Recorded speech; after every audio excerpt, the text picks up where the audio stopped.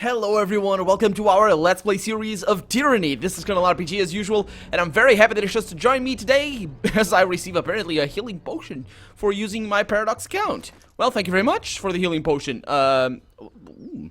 That's a nice potion. Thank you, Paradox. I guess, yeah. You can log into your Paradox account using the mains. You probably saw it on the first episode on the main screen. But yeah, last episode we were talking to Verse and getting to know her a little bit better. She is quite a woman, actually. We made her a little bit fearful of me for some reason. I'm not really sure what fear means yet, but we're gonna get to it in due time, all in due time. And we are here in the Disfavoured camp that apparently is where the Archon of what's the leader of the Disfavoured? Oh, we'll see. It's an Archon of something. A humble grave lies before you. A battered sword has been used as a grave marker. The initial B. A modest grave for the Archon's son, Brennix.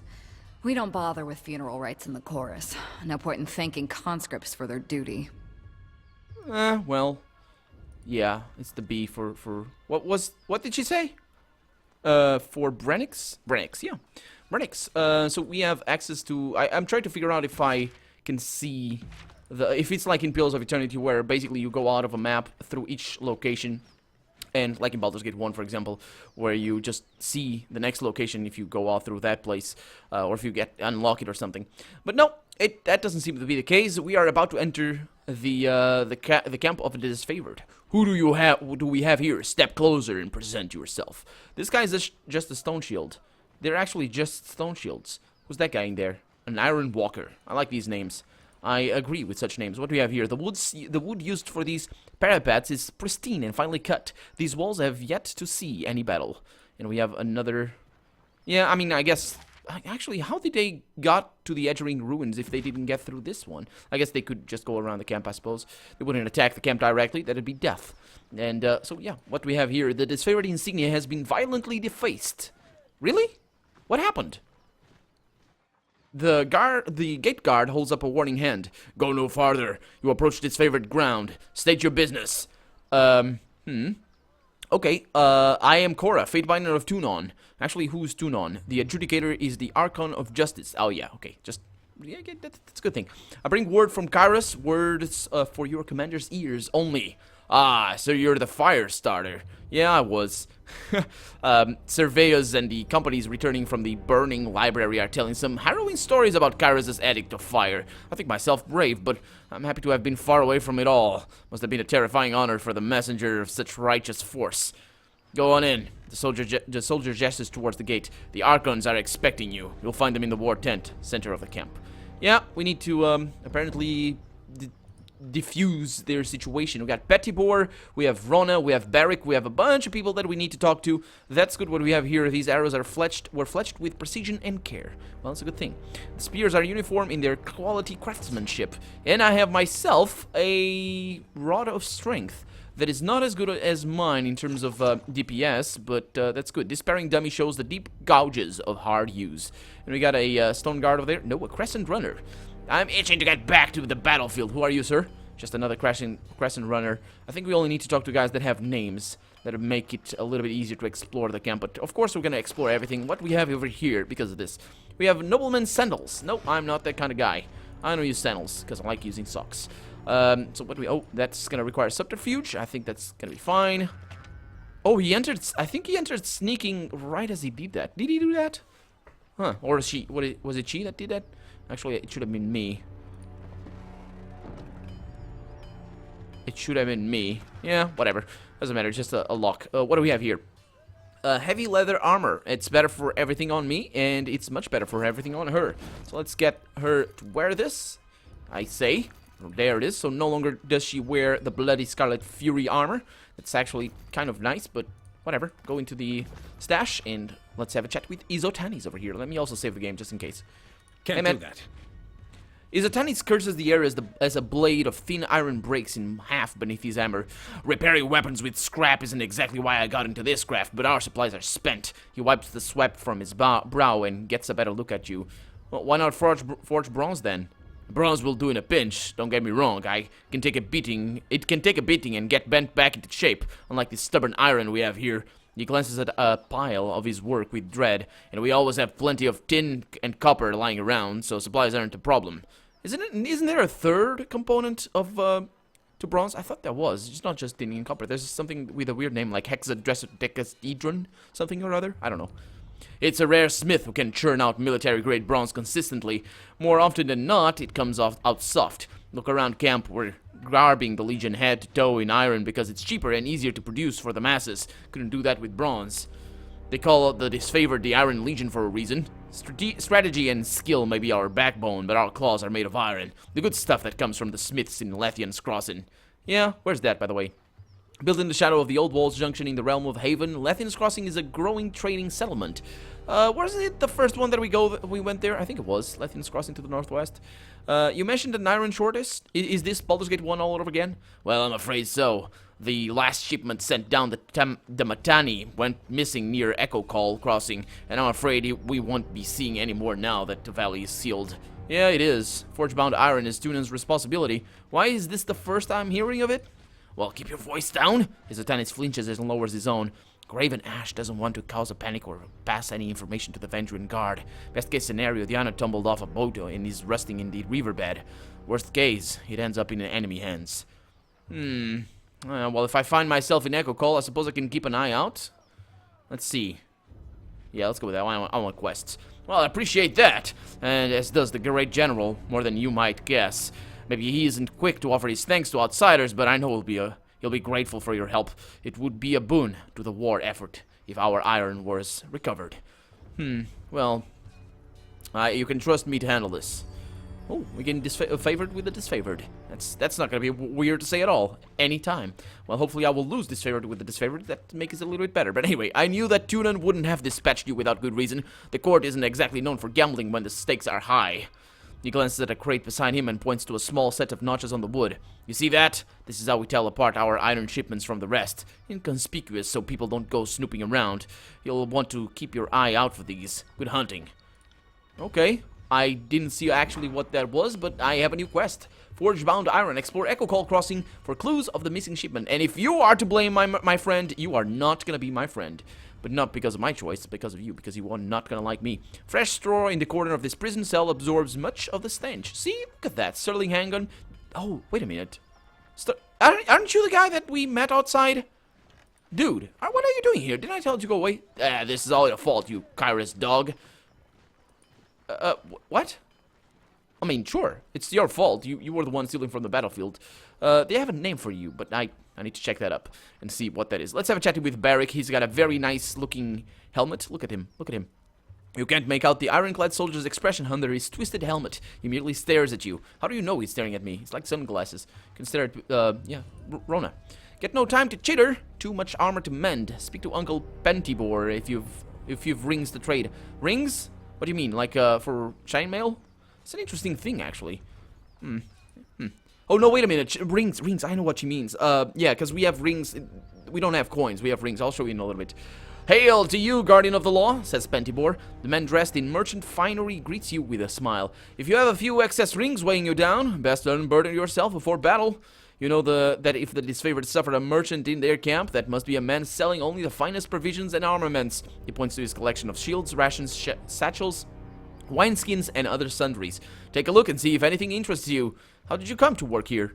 Hard work and good supplies. When Tunan's men came to my village, all the merchants were given different lists on what they were and weren't permitted to trade. He smiles, hands on hip. In Kyrus' wisdom, my record must have been a good one, because I was given the right to trade in all manner of goods. Most importantly, arms. Not a lot of merchants can legally sell weapons. It was like that even before Kyrus. Yeah, I suppose.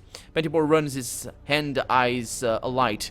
Yeah, let's see if we can find something you might like. Yeah, let's see.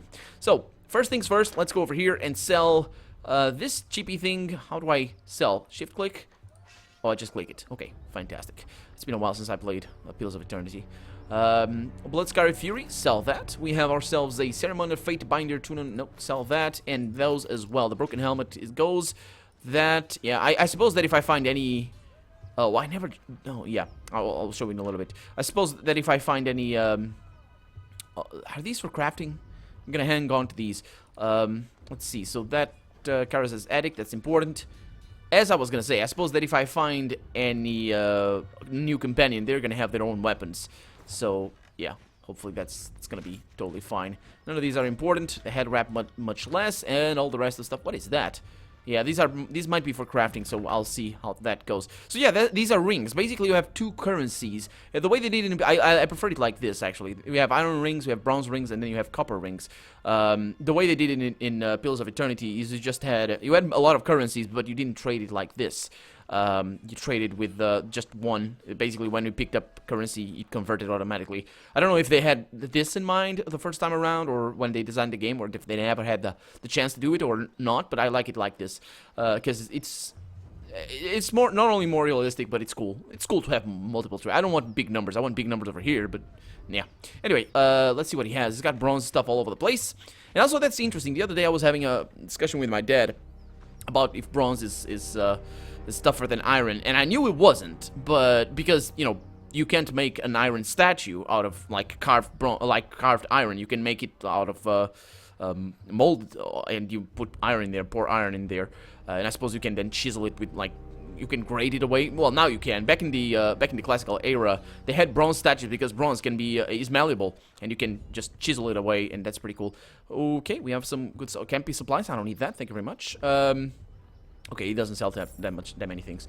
But our money situation just went up very, very considerably. That's pretty nice.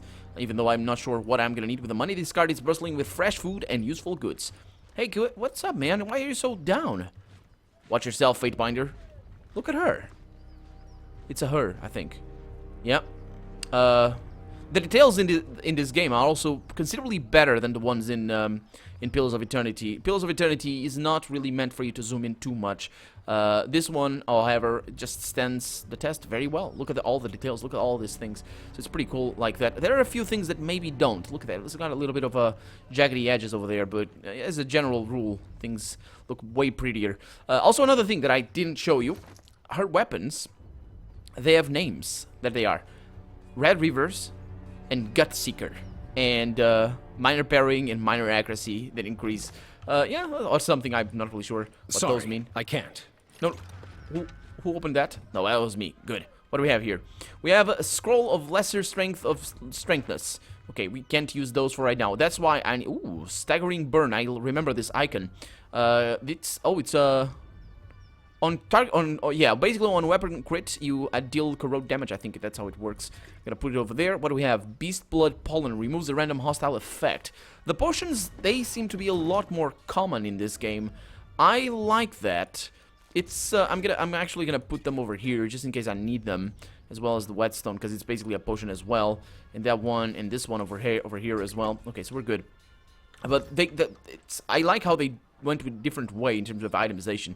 Because it forces you to read them, which is more fun. That guy is really down with that girl, man. Glory to the voices of Nerat! Projecting his salutation for all to hear, the grinning blood chanter wraps his shaft. No, his staff, which is a shaft, but sure. His staff against the ground as you approach. Fatebinder Korra, I presume? His smile quickly retreats, giving way to a sour scowl. I am Bitter Quip. I'm here as the emissary of the Scarlet Chorus. Really? What's up, man? Do you guys like me? No, not really. Bitter Quip looks at you impatiently, and that's, of course, is his war name. It's an interesting name. So, what is it like working for the Disfavoured? He scoffs, looking away from you for a moment before sniffing and returning his attention to you. Reporting to the Iron Hag is an insult. She fought one duel for her title. One? Her leadership must be continuously proven, earned, and defended. Weakness should bleed to the bottom of the army, not rise to the top. My assignment here is also an insult, but one I will bear for the good of the chorus. Bitter Quip sniffs the air, smiling with one side of his mouth. If only to see with my own eyes the failure of the Disfavoured. That will be a fine day. What can you tell me of the Scarlet Chorus? The chorus is the future of the tears. I feel only derision and pity for those who fear our inevitable ascension. Bitter Quip looks at you with a raised eyebrow. Why in particular would you like to know? Well, I'd like to know about the voices of Nerat, your leader. It's the supreme commander and public servant. He who sets us free but directs all. Bitter Quip smiles as he talks, his face turning flush. The voices of Nerat is the epitome of what each of us can be. A magician without equal, and the leader of uncountable numbers. The voices and the chorus are one, conquering, expanding, growing, changing, always stronger. Bitterquip pounds his staff on the ground. Glory to the voices! Man, this guy. Look at him. Look at that guy. How did you come to join the Scarlet Chorus? The doctrine of strength speaks to me, and I answered its call, as did some of my arcane peers. I took to the chorus almost instantly. Unlike most, I cried not for the life of comfort lost to me. My magic invokes fear and terror, and I easily established my dominance over a pack in my early days in the chorus. If you're so curious about it all, Bitterquip smiles, lifting an eyebrow, perhaps you should visit our camp and see for yourself. Isn't this not your camp? What's your role in the chorus? I am a blood chanter. My magic can turn the will of a man in the tide of battle. I have held command for 3 years now, though being forced to keep an eye on the Disfavoured is not the reward I had envisioned for my service thus far. Well, sounds as if you really like the voices of Nerat. Bitterquip blinks several times and scowls, saying nothing. What do you mean? Why would he scowl? I'm not sure I like him enough to have him At join your me. service, Fadebite. What do you need? I need to ask you about, let me see. The Scarlet Chorus is mostly for madmen and peasants with rusty Who are the daggers. leaders? Well, she says, the voices of Nerat is the spider at the center of the web. He acts like the army belongs to him. He only lends it to Kairos because it suits his purpose, both of which are true. The rest are all offshoots of the voices, like the fifth eye. Once you get down to the rank of and file, the Scarlet Chorus organized around a motley bunch of gang bosses who call the shots. What do you want to know? Tell me about the voices. Oh, he's a madman, but that never stopped me from following his orders. Even in a legion as cutthroat as the Chorus, you know better than to get on the voices' bad side. People who cross him, or just people he meets, don't tend to survive the experience. If he ever seems disorganized or lost, it's because he's channeling one of the personalities he's devoured over the years. His mannerisms shift over to someone else, someone who's probably long since dead. Better to die than become part of the voices. Oh, that's an interesting thing. Through powers you can't begin to understand. The voices of Nerat steals the mind and knowledge of his victims. That's the same power she seems to have. But that's why he's called the Voices of Nerat. Because maybe Nerat is his name. That's an interesting thing. But what I said before to her, it's very true. Her sisters, they live through her. Yeah. So what makes the Voices of Nerat so powerful? How is the Archon of Secrets, and he didn't earn that title lightly. People say that he knows more than every sage in the tiers combined, that he can think 1,000 steps ahead of the other Archons. It would be putting it lightly to say he's never alone under the disapproving helmet of his. If you make secrets your business, I guess having people constantly whisper in your ear is a good thing. I usually want people to shut up, but to each their own, I guess. Yeah, tell me of the fifth eye. What was that? Nah, a walking nightmare, that one. I couldn't begin to guess who lives under that armor and speaks with that reedy voice, but I'll tell you what I know. When your world is built on secrets, it pays to have a few extra eyes. The Voices of Nerat has eyes in abundance. Some that he keeps close, and others that he sends out into the wilderness. Whoever the fifth eye was before he came into the Archon's service, now he's just a half-mad, jabbering speech hole, a bodily function. In other words, an eye. Wait, Nerat's eyes are people? Well, maybe they used to be people, whatever they were, they're eyes now. Folk like to whisper that the Voices of Nerat takes his servants and cuts out all the extra parts that they don't need. She makes a quick snipping gesture with her fingers. I once heard the Voices and the fifth eye in a tent together. The voices kept screaming redundancies every time redundancies. Every time another gout of blood would spray on the canvas wall. I can't even guess what he was cutting out. Oh. Yeah. How many eyes does the Archon of Secrets have? Well, the number keeps changing, either because it grows or because rumors don't mean shit.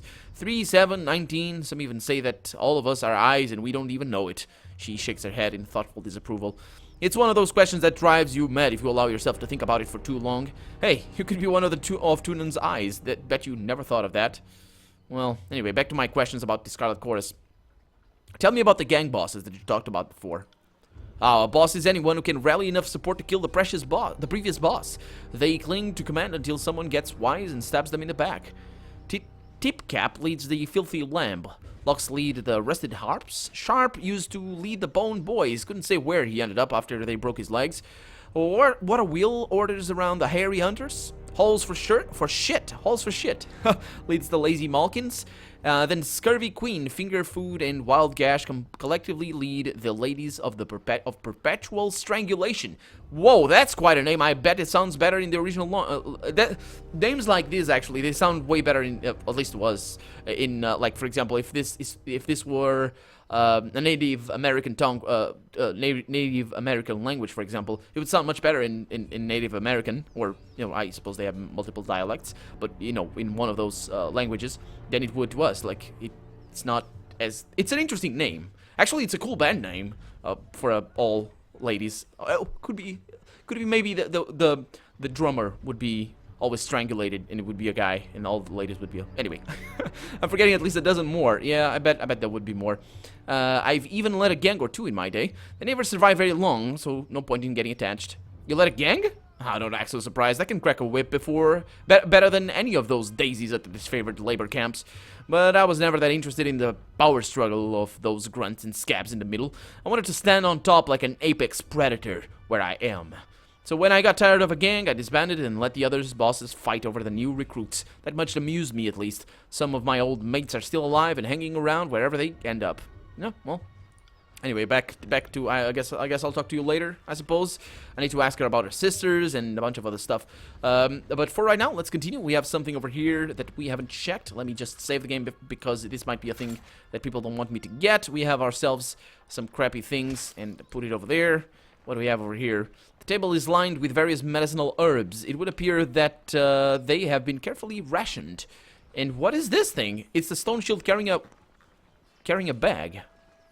A pungent odor emanates from the sack slung over the soldier's back. And I was gonna say corpse, because of course that's what I thought the first time around. Carefully skinned game hang from this branch. They appear sickly and malnourished. Okay, this was locked, but now I have it. I'm gonna get this one over here, and I think it goes immediately over there. No, it does not. Okay, well, doesn't matter.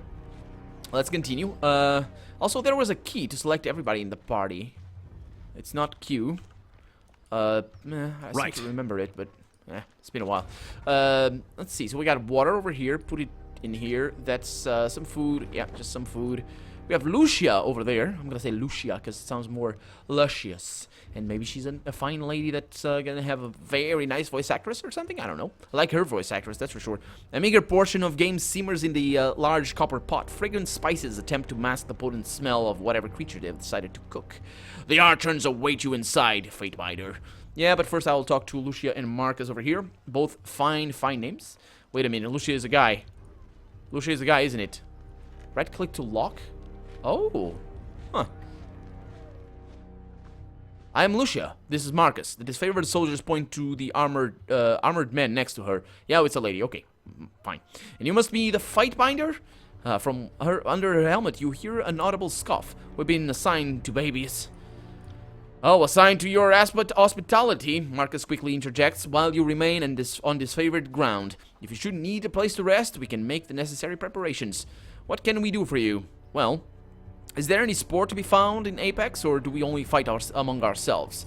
Well, if you're referring to game... Oh, I gained favor. Nice. If you're referring to game, the chorus hunted many of the animals to obscurity on the first wave of the conquest. Most of the meat we have to spare is salted and, perhaps more importantly, northern. I don't trust southerners to keep their livestock nourished.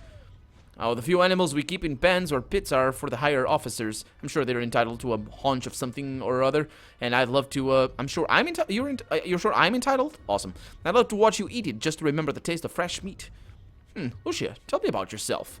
I do this. She enthusiastically lifts up her heavy shield, and I do this. She mockingly stabs at the air with a spear. Lucia shrugs. Playing host is not my strong suit. Ignore my sarcasm, though. I have seen the Legion through my share of the campaign. After so much bloodshed, or our pretenses of honor can wear me down, she turns a cautious eye your way. The North is my home, and I consider each and every one of the ironclad bastards in this camp to be family. You won't find another army where each member of the phalanx is as beloved and cherished as the next. And what about you, Marcus? Oh, not sure there's much to tell you. I trained at the Fort Resolution. This is my first campaign, and I'm proud to be with the Legion. I was wounded at the Gates of Judgment, but Graven Ash's protection mended me good. I owe my life to him. Are you bragging that you let your guard down and took a spear to the gut? You really shouldn't boast about a filthy tearsman besting you in battle. Lucia rolls her eyes. Oh, you're just bitter that Lord Ash never seems to notice you. In all seriousness, though, I would take that spear again if it brought honor to the Disfavoured. Kairos knows we could use it. We are the elite fighters of the Northern Army, but somehow we still lack the Overlord's confidence. He shakes his head and sighs. Oh, well, it seemed handy with a weapon, Lucia. Oh. Okay. Was that good or was that bad? Because I got favor 1. Do I?